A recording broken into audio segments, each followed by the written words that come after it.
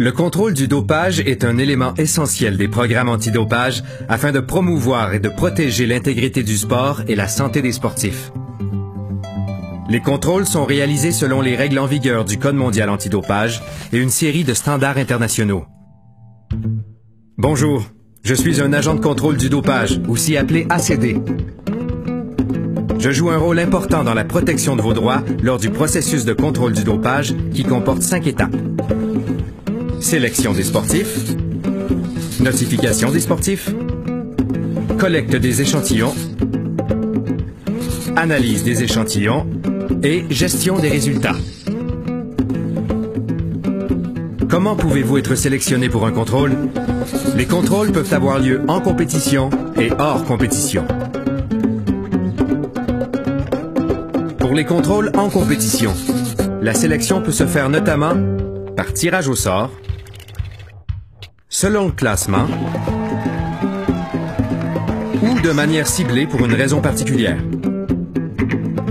Les contrôles hors compétition peuvent être effectués à tout moment, n'importe où et sans préavis. Si vous avez été sélectionné dans un groupe cible de sportifs soumis à des contrôles, vous devrez fournir des informations sur votre localisation. Vous pouvez être contrôlé à votre domicile, à votre lieu d'entraînement ou tout autre endroit propice. Comment serez-vous notifié? Le processus de notification est le même pour les contrôles en et hors compétition. Si vous êtes sélectionné pour un contrôle, je vous présenterai mon accréditation d'ACD pour certifier que je suis autorisé à effectuer le contrôle. Je vous expliquerai vos droits et responsabilités durant le processus de contrôle du dopage et vous demanderai de signer un formulaire.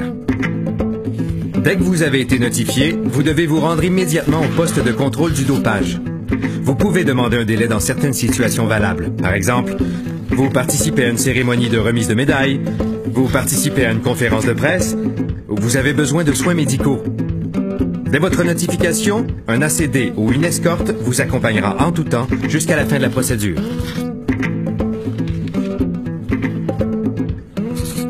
Comment se déroule la collecte d'échantillons?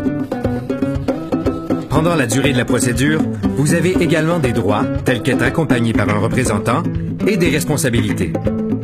Je vais d'abord vous demander une pièce d'identité valide avec votre photo.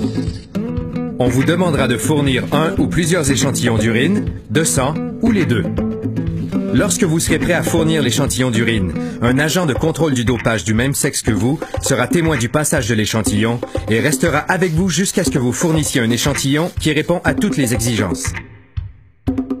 Je vous demanderai ensuite de partager le volume d'urine dans les flacons B et A et ensuite de les sceller.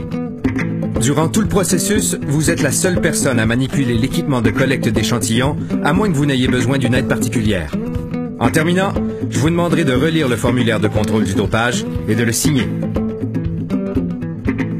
Les échantillons et une copie du formulaire qui ne révèle pas votre identité seront acheminés à l'un des laboratoires accrédités par l'AMA. Les autres formulaires seront transmis aux organisations antidopage compétentes. Une copie du formulaire vous sera également remise. Comment les échantillons sont-ils analysés? Quand votre échantillon A arrivera au laboratoire, il sera analysé. L'échantillon B sera conservé de façon sécuritaire. Si un échantillon A révèle un résultat d'analyse anormal, l'échantillon B sera analysé pour confirmer ce résultat. Comment les résultats sont-ils gérés? Le laboratoire envoie les résultats à l'organisation antidopage responsable de la gestion des résultats. Une copie est envoyée à l'AMA afin de garantir la conformité du processus. Si le résultat d'analyse s'avère anormal, vos droits en tant que sportif vous donnent la possibilité de demander et d'assister à l'analyse de l'échantillon B dans un délai défini, le droit à une audience et le droit de faire appel. Un processus de contrôle du dopage harmonisé dans tous les pays est un élément dissuasif essentiel pour protéger le droit des sportifs de participer à des compétitions dans un cadre où l'esprit sportif prime.